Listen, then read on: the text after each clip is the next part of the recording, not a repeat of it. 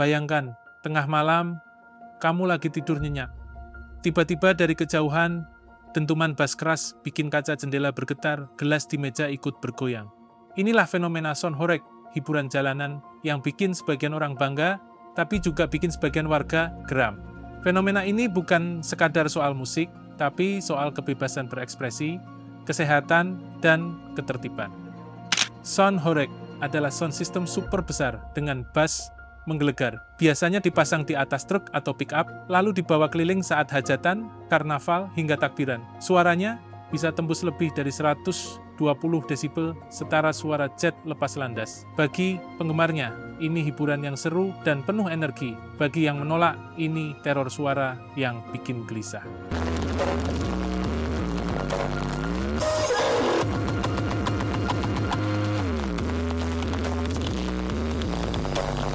Fenomena ini mulai populer di Jawa Timur dan Jawa Tengah, khususnya di Banyuwangi dan Malang sekitar 2014. Awalnya, soundhoreg hanyalah bentuk kreativitas warga untuk memeriahkan acara lokal, tapi persaingan antar komunitas membuat ukuran dan kekuatan sound system makin ekstrem. Dari sekadar hiburan berubah jadi ajang pamer kekuatan audio. Siapa yang bassnya paling nendang, dialah raja jalanan. Bahkan di beberapa daerah, komunitas ini sampai mengadakan adu horeg kompetisi tidak resmi untuk melihat siapa yang paling keras dan jernih suaranya.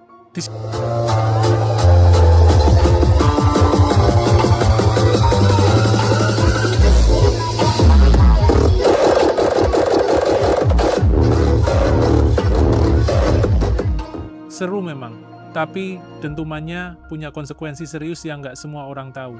Menurut penelitian, suara di atas 85 desibel sudah bisa merusak pendengaran jika terpapar lama. Soundhoreg yang bisa tembus 120 desibel berisiko memicu gangguan telinga permanen, sakit kepala, stres, bahkan kenaikan tekanan darah. Beberapa warga mengeluhkan kaca rumah retak dan perabot bergetar. Efeknya nggak cuma ke manusia.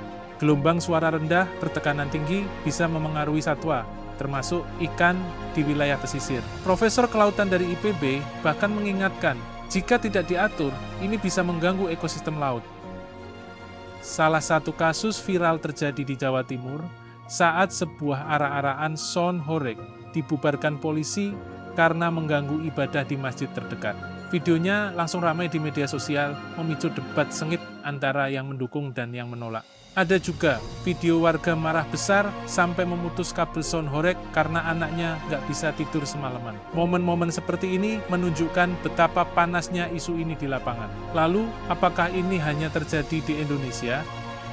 Ternyata fenomena mirip juga ada di luar negeri. Di Brasil ada careta treme-treme, truk dengan sound system raksasa yang keliling kota. Di Jepang ada dekotora, truk hias dengan audio kuat, tapi di sana ada aturan ketat soal batas desibel dan jam operasi. Perbedaannya, di Indonesia aturannya masih longgar, sehingga benturan kepentingan sering terjadi.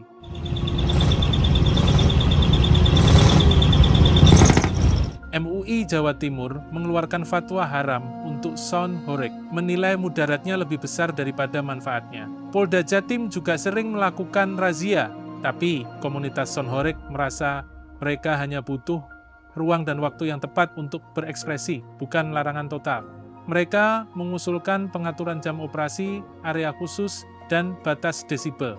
Soundhoreg mungkin terdengar seperti hiburan biasa, tapi di balik dentumannya, ada pertarungan antara ekspresi budaya dan hak masyarakat untuk hidup tenang. Pertanyaannya, bisakah keduanya berjalan berdampingan tanpa saling mengganggu? Tulis pendapatmu di komentar dan jangan lupa subscribe untuk bahasan fenomena unik lainnya.